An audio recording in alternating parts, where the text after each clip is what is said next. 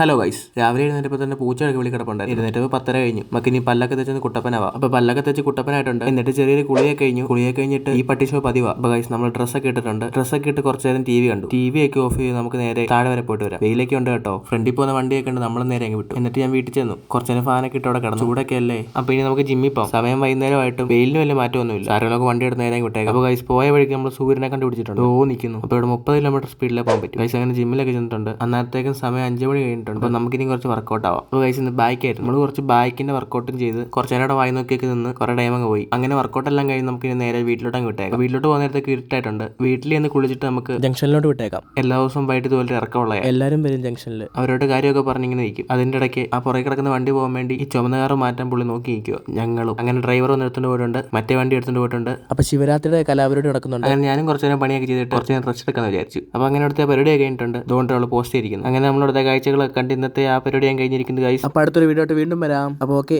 Bye guys.